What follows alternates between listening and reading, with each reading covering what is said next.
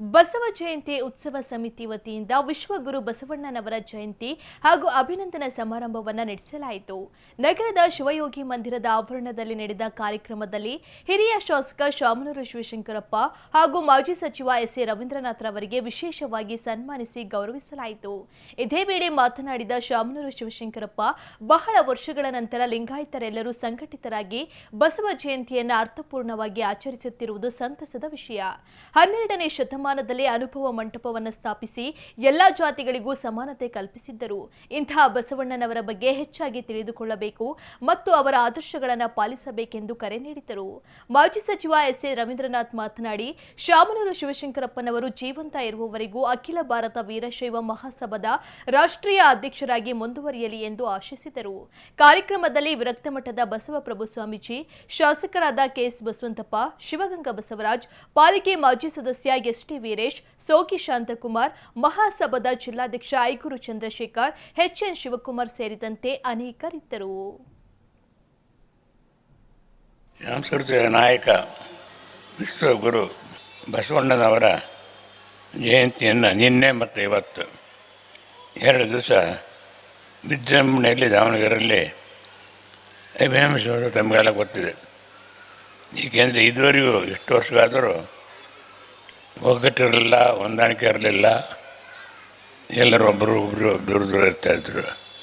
ಆದರೆ ಈ ಸಾರಿ ಎಲ್ಲರೂ ಒಂದಾಗಿ ಮಾಡಿದ್ರಿಂದ ಇಷ್ಟು ಅನುಕೂಲವಾಗಿ ಭಾಳ ಹೆಚ್ಚಿನ ರೀತಿಯಿಂದ ಮಾಡಿದ್ದಾರೆ. ಅದಕ್ಕೆ ನಾನು ಎಲ್ಲ ಕೆಲಸ ಮಾಡಿದವರಿಗೆಲ್ಲರೂ ಕೂಡ ನಾನು ಅವರಿಗೆ ಅಭಿನಂದನೆಯನ್ನು ಸಲ್ಲಿಸ್ತೇನೆ. ಬಸವಣ್ಣನವರನ್ನು ಕ್ರಾಂತಿಕಾರನಿಧಿಯಿಂದ ಬಸವಣ್ಣನವರ ಮೆಚ್ಚುಗೆ ಪಾತ್ರರಾಗಿ ಒಳ್ಳೆಯ ಕಾರ್ಯಭಾರವನ್ನು ಅವತ್ತಿನ ಜನ ಮೆಚ್ಚಿಕೊಂಡಿದ್ರು.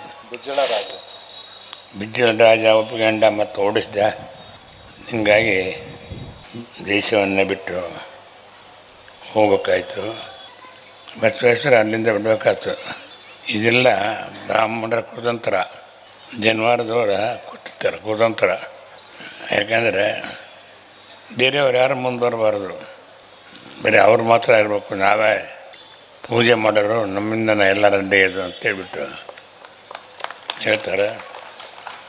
ಅದಕ್ಕೆ ಅದನ್ನು ನಿವಾರಣೆ ಮಾಡಲಿಕ್ಕೆ ಏನೇ ಬಸವಣ್ಣ ಅದೆಲ್ಲ ಹೋಗಲಾಡಿಸ್ಬೇಕು ಅಂತೇಳಿ ಈ ಜನವಾರದವ್ರನ್ನ ಸ್ವಲ್ಪ ಹಿಂದಕ್ಕೆ ದಬ್ಬಿ ತಾವು ಲಿಂಗನ ಮುಂದಿಟ್ಟು ಲಿಂಗವನ್ನು ಪೂಜೆ ಮಾಡಬೇಕು ಅನ್ನೋದನ್ನು ಹೆಚ್ಚು ತೋರಿಸ್ತಾನೆ.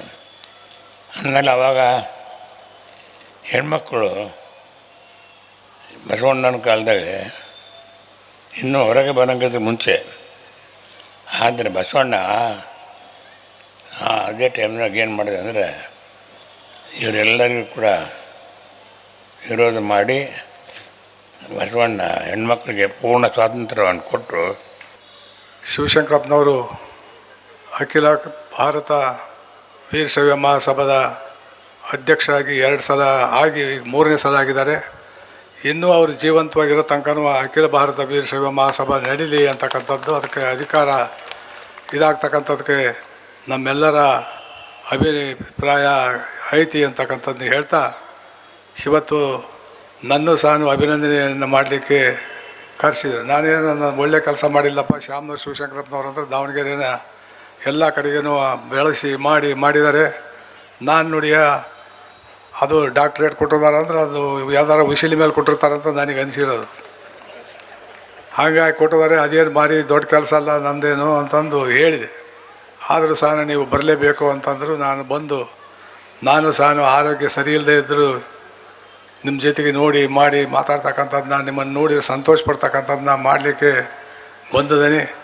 ನನಗೂ ಸಹ ತುಂಬ ಸಂತೋಷ ಆಗಿದೆ.